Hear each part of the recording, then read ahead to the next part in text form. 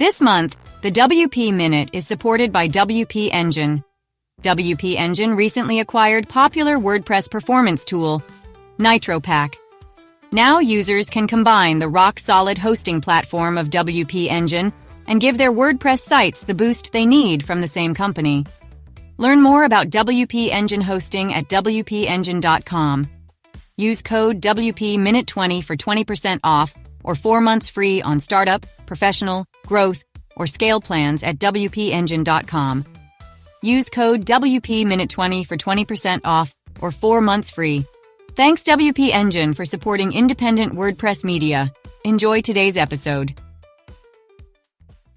Derek Hanson, welcome to the WP Minute. Glad to be here. Thanks for having me, Matt. I've seen you pop up on a lot of live streams. We've chatted only in live streams so far, and of course our LinkedIn direct messages, going back and forth to set this recording up. You're a technical account manager at Automattic. I want to talk about that, what the day in the life looks like for you. You also have been creating a lot more content lately at derekhanson.blog. I think you're going to start getting maybe into YouTube, your newsletter and blogging, where we're going to unpack all of that. Yeah. I want to lead in with one of my hot topics, which I think I commented on one of your LinkedIn posts or articles, that I feel like there's a lot of automaticians as of late who are creating content. And part of my, broader view of analyzing Automattic and in the industry is, hey, maybe there's like this initiative internally at Automattic that folks are like, it'd be great if you all were content marketers, because I button that up against something like, hey, there's hot topics. Maybe we'll talk about it today. Wix, Squarespace, these juggernauts in the ad and marketing space, really pumping lots of money. And my gut feeling was, well, maybe the automaticians love the software so much that they could be, in air quotes, they could be the marketers by using the product and publishing content and leveraging WordPress as it is. Long way of getting to, is there an internal initiative for automaticians to create content? And if not, what's the deal to so many of you doing it lately? Yeah, that's a great question. There's no official internal initiative other than if you saw one of Matt's recent blogs, maybe a few months back, about the cards that automaticians get of be the host, help the host, and then neutral. And where I sit firmly with my team as a TAM with the Special Projects team, we're in the help the host category, where it's the idea of just making WordPress better for everybody. And some of that is just sharing more what you do publicly. And I think every automatician, there's lots of people who are gifted writers, and you might find some of their content around with, personal newsletters. Something that I think maybe everybody's behind on is that YouTube side of things, because creating video content is a hard task, as you all know, I'm sure, which is why, we'll get into this. I'm slow to get into it because it's time consuming, and not everybody has an affinity towards public facing communication like that either. As I shared with you privately, I have a pretty decent background in that from previous jobs and my time working at the university I used to be a part of. So I think people tend to follow the Automattic creed to just, share what you do openly and work out in the open and just give back to WordPress. And so that's what I've taken on just a little bit personally as like a side quest, knowing that it's going to better WordPress and then just create a better understanding of what we're doing. Yeah, there's Mike from the Jetpack team, whom I've spoken to a lot one-on-one, and I know he is, doing the whole YouTube thing. I mean, he's doing the YouTube thing for Jetpack, but I know he has his own blog and entrepreneurship initiatives that he's publishing and broadcasting, which is cool. Ann McCarthy, I think, is doing a fantastic, unbiased, middle of the road meeting the YouTubers and trying to, have us sort of all understand where this whole thing is going.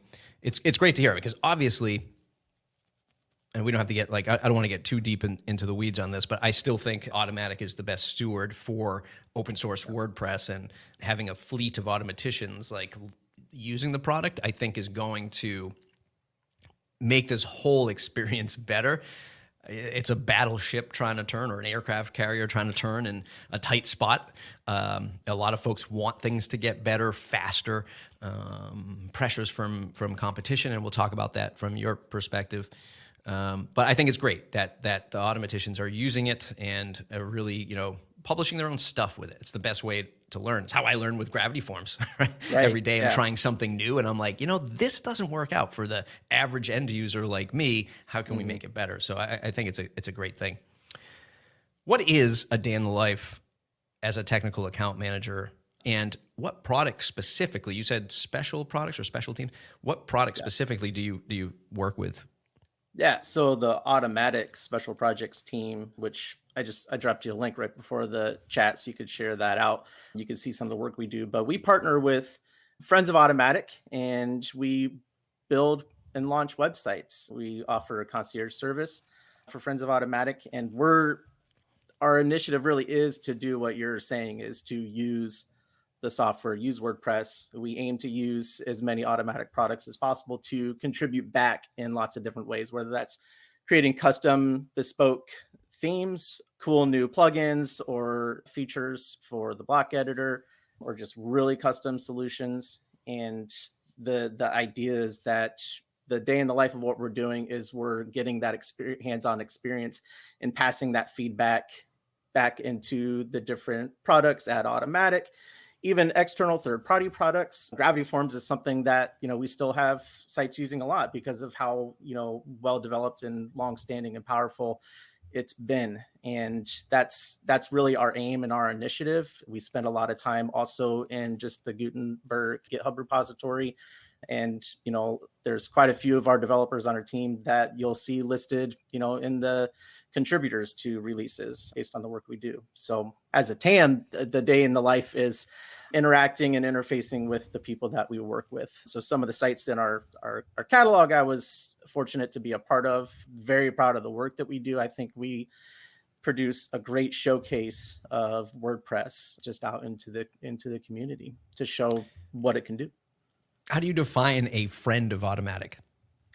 Friend of Automattic a lot of times is a friend of Matt.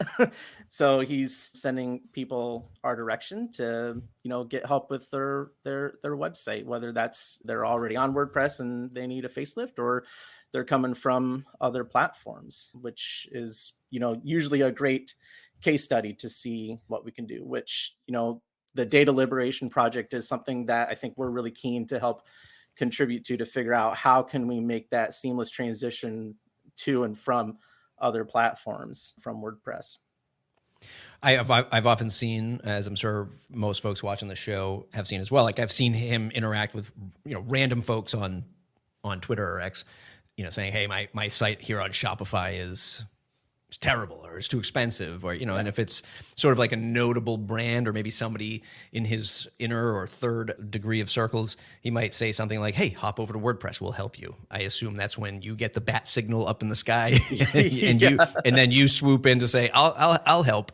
Now, roughly, if that's correct, how do you then facilitate, hey, this is a WordPress.com person, or maybe this is a VIP person, and you kind of help facilitate that? Like, do you analyze as your that daily task? Do you help analyze that and make the assessment for which product, Pressable even, to choose? Yeah, a little bit. Yeah, a lot of our sites are on Pressable and launching more on WordPress.com, and there's a select few that go to VIP. Thankfully, I am unburdened of maybe a lot of those decisions, especially like if something's going to go to VIP, just in my role as a TAM.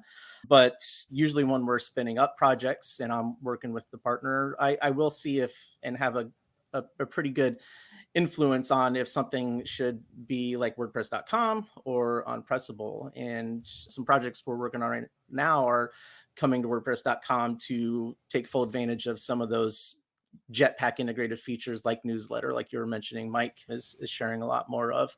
And yeah, like I said, it's just helping to understand really the needs and goals of the partner, not as much as like, hey, let's make sure we're, benefiting our platforms.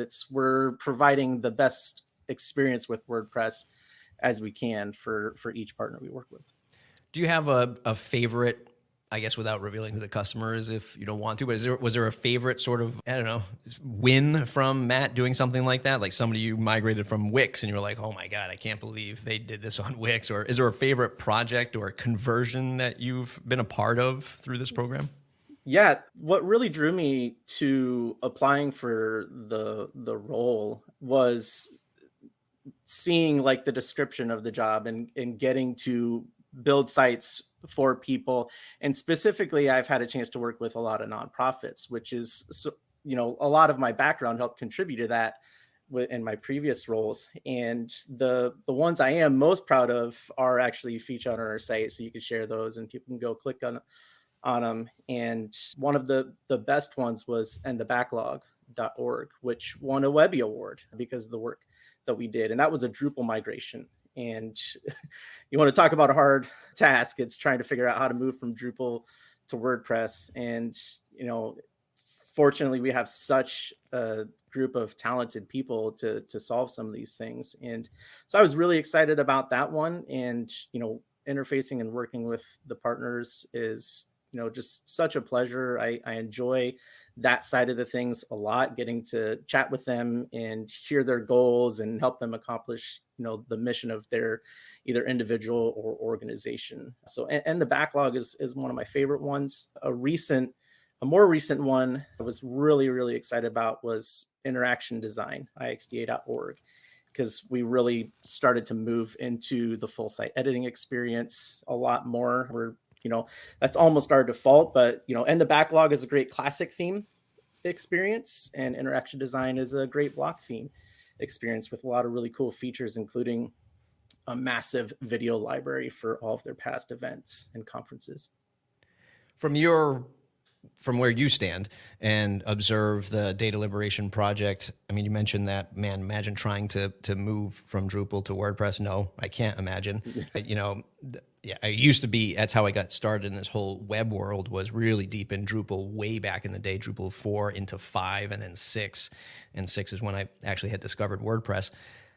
But from your perspective, is that why data liberation seems a little bit slower? And I want to try to unpack it, if you can, if you have a perspective on it. A lot of folks that I've been talking to, a lot of newer folks coming into the community, they don't really understand like how this whole thing kind of works, where here's a broad vision from Matt, and perhaps I don't even know. I don't claim to know the answers, but here's this broad vision from Matt. While it's not a direct task or like facilitated project, it is hopeful from his vision that we need this data liberation thing, and then please go out and build it. And there's no deadline, timeline, no project manager around it, not yet anyway. But when that sort of broad vision is put out with high complexity, like if you looked at Drupal and probably even Wix and Squarespace, like how do you get this data? How much data are we transferring over? Is it just pages, posts? Like what other data do these CMSs hold? Like, do you think it's that complexity that data liberation is, maybe I'll say struggling, is the first word that comes to my head, but slow to start? Something else? Like, what's your thoughts on like getting the data liberation moving? Yeah, I think it is the complexity and maybe just the interest in devoting the time to it. So having been a part of, quite a few of these types of migrations, and then even back when I was like doing this on my own between different types of CMSs and not even WordPress, there's so many nuances to unpack about each platform to figure out how you need to map the content into your new space. And I think one thing that maybe is a little challenging from a content architecture side of things is a lot of times when you're moving a site to a new one is you're actually taking that opportunity to revamp not just the design, but maybe the organization of it. So maybe you have like a set of pages that you'd prefer to become custom post types. Maybe you have a set of custom post types that would fit better as default posts with maybe just different templates and formats.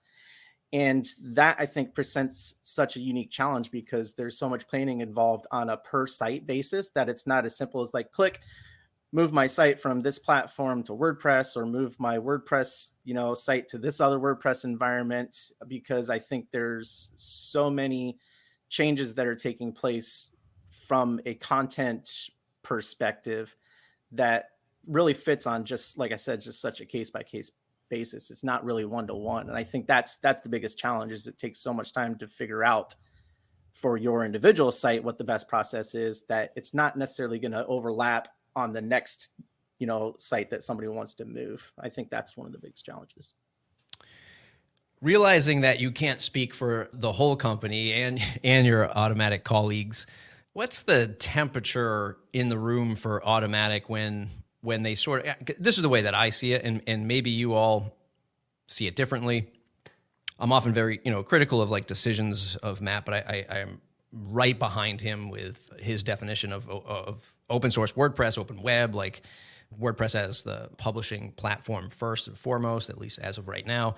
Like there's a lot of stuff. And then I am critical on maybe some of the decision making, how it impacts individuals in the space. Having said all that, I don't really see the work that all automaticians do and Rich, and they are obviously much more public, and maybe that's just part of their roles. But I'm curious to understand like what the temperature in the room is for you all, or maybe at least from your perspective, when you see the WordPress.org community. Automattic is just doing this. Automattic is just this blanket statement. Automattic is just doing that. Automattic is making these decisions just for them. I don't buy that. I don't even buy that Matt's doing it for the benefit of WordPress.com. But what's the temperature in the room? Do you feel disassociated with the .org community because you are in Automattic? Mm-hmm. How do you all think about that, if anything? Like, do you regularly meet about that? I would imagine there'd be one psychologist dedicated to this at Automattic. Be like, look, don't listen to this. But what's your thoughts on that temperature? I guess I really just speak to that personally, maybe that, Automattic was a job that I used to maybe dream about one day when I was early on in WordPress, but I just really didn't know what I was doing yet. But I was like, this looks like it would be, the best of the best, working on WordPress. And I feel like, like our team specifically, I feel like I get to work on an all-star team of WordPress users. And the more I've been with Automattic, the more I just see the same conversations that you've noted and seen over the years. And I think it's just like a real misconception that everything that's trying to happen is maybe for the benefit of Automattic, when really I think we're all after the same thing. We're trying to benefit and grow WordPress. And I think you've done a really great job of communicating that to your audience, which is why I've really enjoyed, watching and listening to your shows. So I think that maybe the temperature of the room, like myself personally, is like, it's hard to navigate the negative sentiment a little bit. I spend probably more time in like the broader .org community than maybe most automaticians, like I said, because it's a tough space to interact with on a daily or weekly basis, because you have to sort of like have that, multi-persona, I guess is one way to think about it.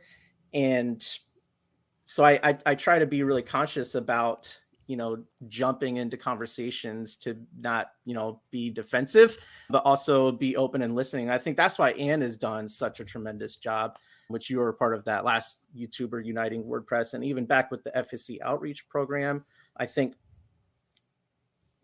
sitting back and listening to the people who use WordPress on a daily basis is one of the things I try to do on a more consistent basis, which is why it's like, well, I'm having a hard time jumping into creating the content, because I'm still trying to just be in listening mode and hear, what people think and what the perspectives are, because WordPress services too many different users, which is what makes things extremely challenging to know from a vision standpoint, like what the best path is. And I'm far removed from, what that is. So I try to just stay sort of within what I know and where I can contribute.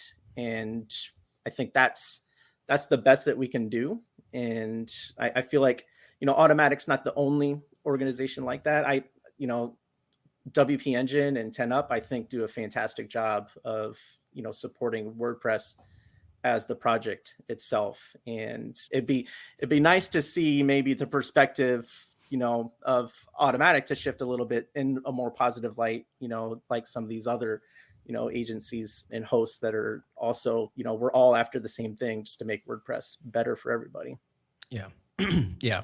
We don't have to get into it, but I think obviously the tricky thing is just the brand of WordPress is mixed, right? So immediately, it's going to be a very difficult debate or discussion, especially from from the uninitiated that come into the space, or the newbies that come into the space, and they just, I mean, just as you would, like if you knew nothing and you were like, oh, wait, these guys are charging for WordPress, but there's free WordPress over here, and they want me to make this better, but they're making it better over there, and they're charging money. Like that initial, like that super like tip of the iceberg thing that people come into the space that just don't know. Yeah. It's very easy to fall into that. And hey, that's the muddy area of the branding of WordPress. Let's talk about Derek, the creator. What are your goals as a creator? Do you even like that word? A content creator, podcaster, blogger, newsletter writer, YouTuber? Like, what do you label yourself if you do? And what's the vision for the content that you're putting out? So I think the vision is, I've always had an affinity to be in like teaching mode. And, that was my previous pathway. Like, I'm going to be a professor and teach communication. And I had an opportunity to be a part of building a multi-site WordPress e-portfolio initiative at the university. So that's how I got started in WordPress. And I really gravitated into that. And I was teaching WordPress to professors and students and other colleagues. And I think that's, what I'm really looking to do, is just bring that sort of teaching experience and sharing, how to do things. But I think also my other background is in rhetoric, and I like to look at strategy for website projects, and, maybe not even as much the technical side of things. So I think the conversation around what it means to have a website is probably something I feel like I want to bring more into the conversations, and less of the like, here's how you push buttons to do things and recreate stuff, which I think I want to do some of that. I want to show like, okay, this is how you accomplish a goal. This is, aspirational. Like, here's an amazing site. Let's see if we can redo it, rebuild it, but then find ways to bring sort of the experience of understanding the before you make a website part. And I think that's maybe a missing component. I hear a lot of conversations about like users and what that means. And I think that's a whole nother skill set that is not about like, here's how you make a website. It's here's how you think about who you're making your website for, which I think is part of the conversation that was just had with Ann about who is WordPress for and the philosophy. And, that became like a point of, major conversation in that previous call. And that's where I'm leaning towards a little bit, is trying to define like what a user really is, because they're so vast and so varied. And the people that, we interact with on a daily basis, and you do certainly as WordPress creators or content creators, your audience is very similar people building websites for other people. And, there's a whole host of people that are entering, like you said, it's confusing to get into WordPress for some people because they don't know the difference between WordPress.com and WordPress.org. But then also like, GoDaddy or Hostinger and, all the other platforms that are WordPress that you might not actually know are WordPress. And there's even niches. I was a part of a church website building platform that was all WordPress, but it was their white label take on it. So it was a completely unique and different experience. So nobody really knew who was coming in, like, because the goal is I need a website for my church, right? Nobody's like, I want to use WordPress. And I think maybe that's where, stepping back and coming more from a high level, I think that's what I'm hoping to bring to people. This was a debate that Mark Szymanski and I had, very short debate. When we analyze a lot of the vocal folks that are, web professionals building websites, looking for, an improved site building experience, advanced workflows, et cetera, et cetera. Kevin Geary comes to mind. There's a very opinionated and strong approach on, of course, the evolution of WordPress, but he's obviously a very skilled CSS person, has Automattic CSS. I say, hey, this is great that you're that passionate about it, but we're banging on the wrong drum, because in my opinion, the essence of WordPress is for publishing words as an individual on the web. Yes, you can build a website from it, because that's like, when I say a website, I mean like a traditional like homepage, pages, business, etc. Not that you couldn't do that as a blogger, but traditionally, publishing words is a stream of blog posts, let's say. I think that the essence of it is, again, publishing those words. And I think one of the smarter things that Automattic could do or Matt could do to preserve that and maybe make it more visible, this is just a theory crafting here, you let me know what your thoughts are, is to be able to combat against social media, disappearing content that's, you're putting out content into all these social platforms and they're just monetizing it, throwing into an algo, serving you ads, selling your data.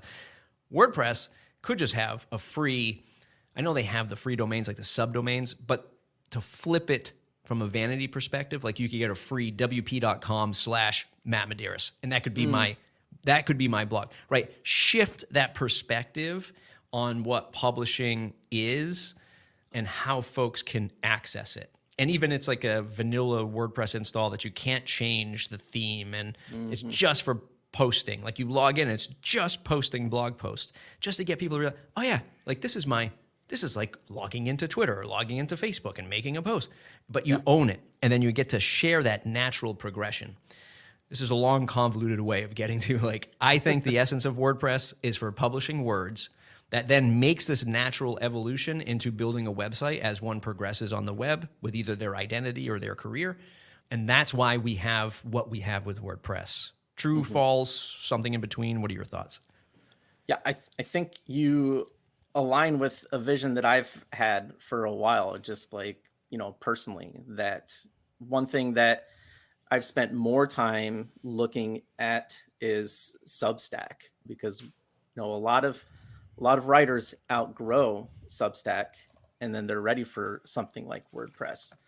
But there's that entry point, which I think you just spoke to. It's like, I just log in and I write what I want and it's published and it's out there. And I think that's something that if you've gone through any of the WordPress.com, onboarding flows, I think there's something to, work people into that direction. And I think what you brought up is a really interesting and unique use case, but something I think that does align with the vision of also data liberation. There's a series right now of the Fediverse files on YouTube for WordPress.com.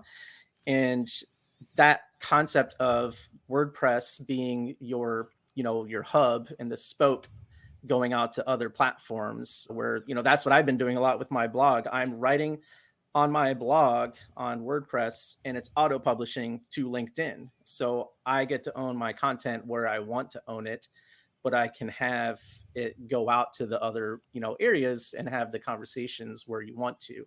And I think that concept is there, and maybe it's just a matter of reimagining it to have a more curated experience and like quicker and easier pathway to get into the publishing, which I wholeheartedly agree with. Like, democratize publishing, that's like the thing that I'm always coming back to, is like one of the best missions that you can think of, especially coming from an academic background where there's so many gatekeepers to publishing content that, if you want to be in a free thought, society and space, WordPress is one of the leading ways to kind of combat that.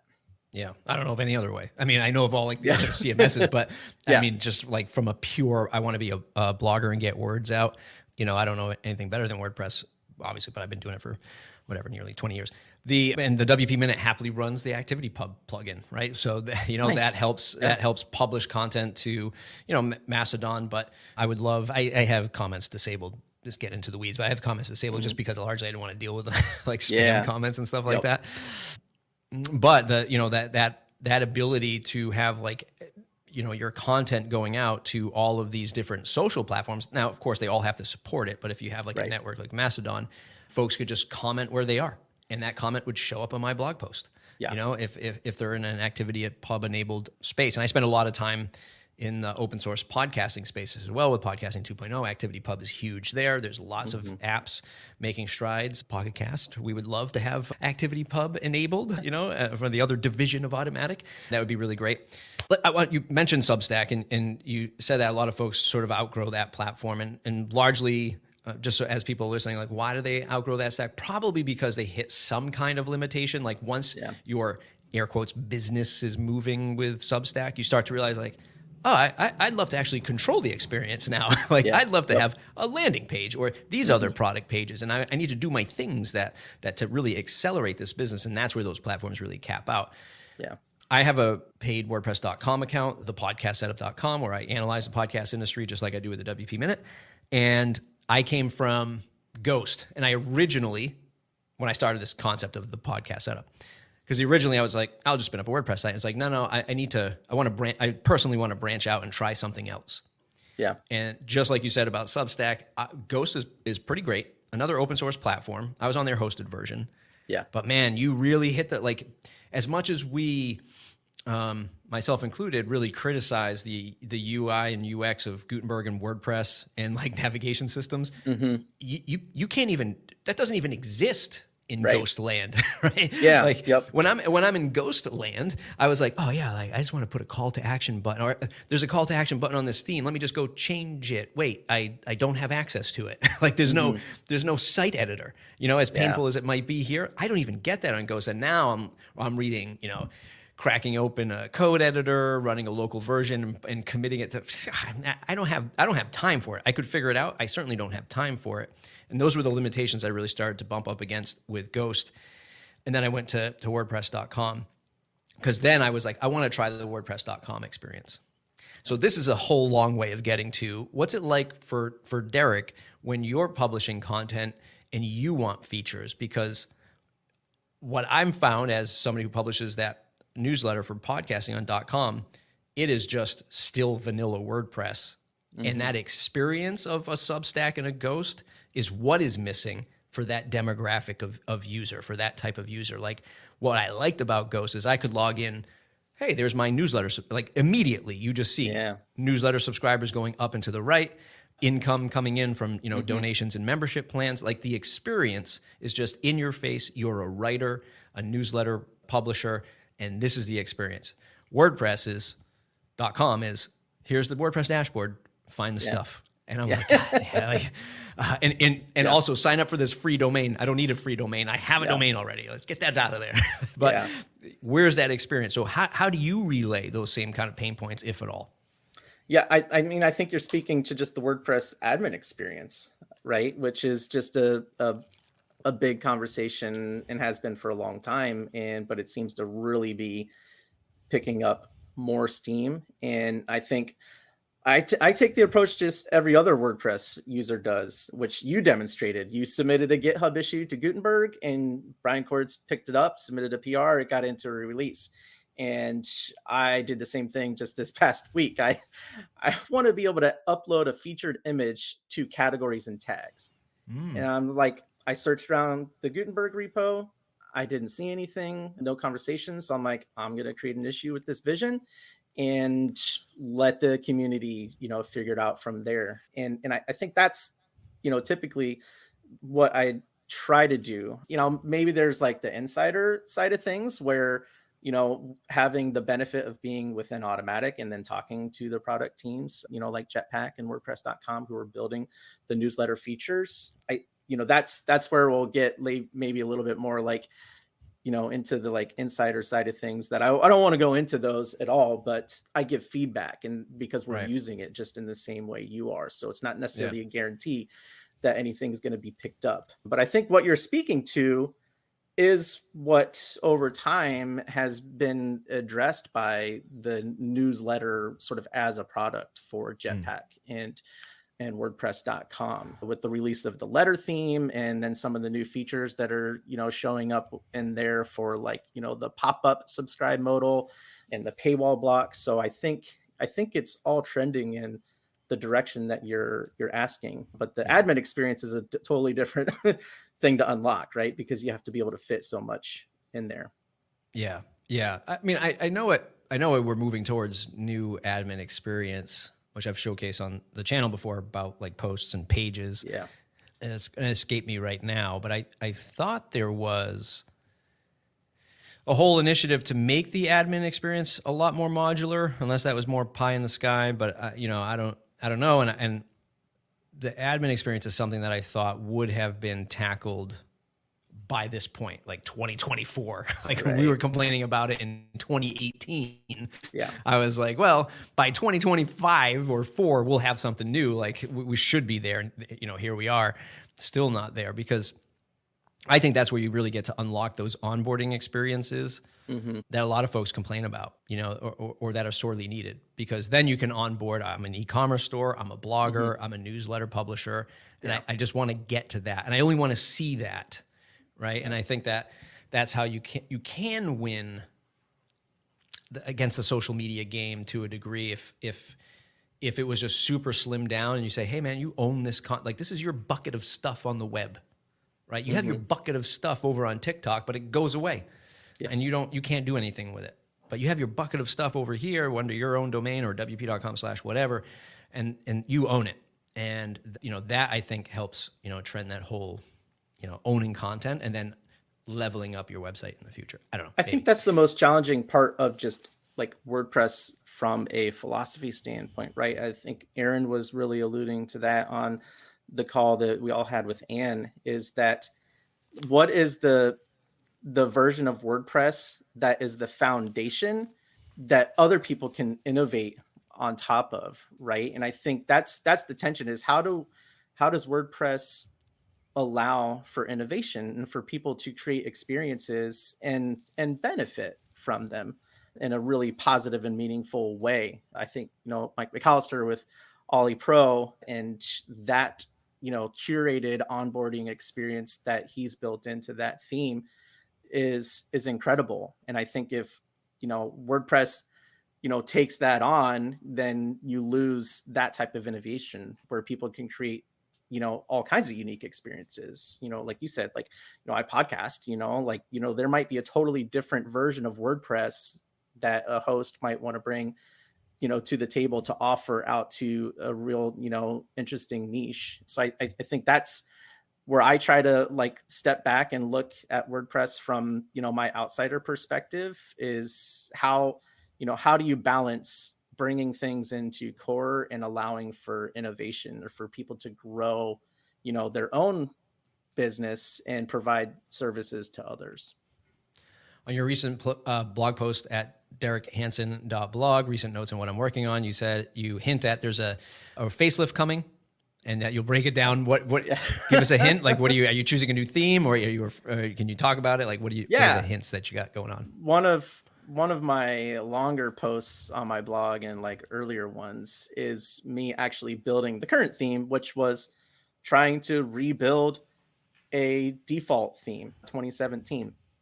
And this was actually early on. I think it was even before Create Block Theme. It was just like the early on days of the site editor. And I'm like, I had a real kind of nostalgic feeling of that theme, because when I was teaching it to students, it was the default theme at the time. So every new WordPress install, students were using 2017, and I was teaching how to use it. And I was like, I want to learn the site editor in its early days. I'm going to rebuild the theme. So the facelift is, I want to rebuild the site, and I want to take people on that journey in a very similar way that I did with that post about rebuilding it, but make it more video centric. So, I don't have a great vision for the total outcome yet, other than I'm very much inspired by, again, my history and visual rhetoric, Edward Tufte and Tufte CSS.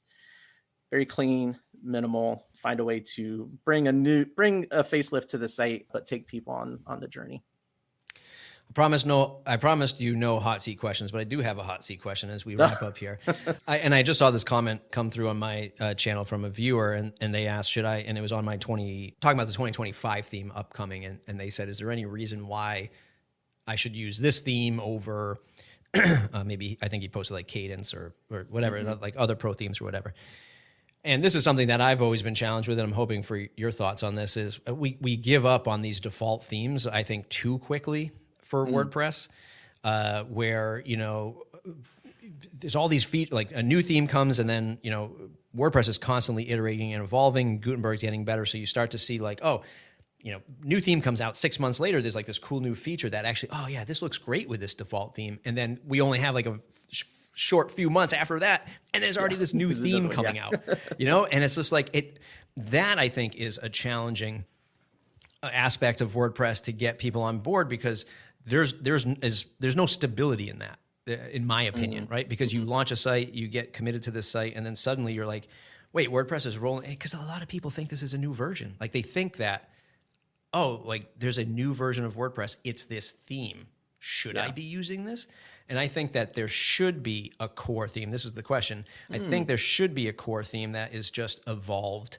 And I understand they want to flex the muscle of design and flexibility, but I think there should be like this core theme, and then you can adopt these yearly themes or these annual themes if you want.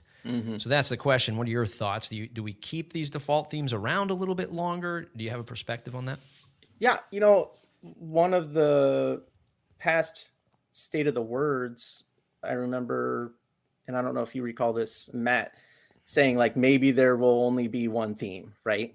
Because of the site editor, you can make any theme you want, really. Like that's the direction that Gutenberg and the site editor are heading. And I've just been thinking about this personally over the last year or two, is what is the value offered by themes in general in the future going forward. And I think your video I was just watching about patterns, I think that's it. I think patterns and designs are the new thing to offer through themes, because really like themes are going to be working a lot in the same way, but there's going to be some nuances to like the core code of the theme, like theme.json, that maybe you can't do in the site editor yet, such as different hover styles or block styles or group styles. So I think there's going to be just from my perspective on just themes in general, not just the default theme, is that bringing new patterns and new ways to use the site through design is probably the future of WordPress themes. And have maybe in the future each new iteration of the default theme is just going to shift in how it's communicated, right? Because you're right, like there's so many past versions of default themes that you might still really enjoy and you like the design of it. So and like we talked about earlier, it's hard to change a site, right? To pick a new design and go with something different. Yeah, for sure. Derek Hanson, he's a technical account manager at Automattic, and he's creating his own content at derekhanson.blog. Derek, thanks for hanging out today. Yeah, thanks for having me. Appreciate it, Matt.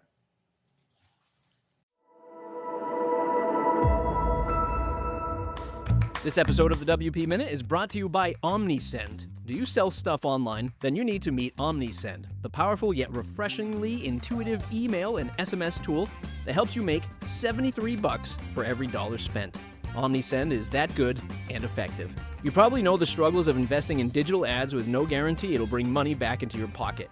Use OmniSend and you won't have to find creative ways to make your audience notice you. You just talk straight to them. Use OmniSend pop-ups to build a contact list and send campaigns directly to people who already want to hear from you. Automate everything with OmniSend. Just set it up once, sit back, and watch those sales roll in. If this sounds too good to be true, check it out at omnisend.com. Visit omnisend.com. Tell them thanks for sponsoring the WP Minute.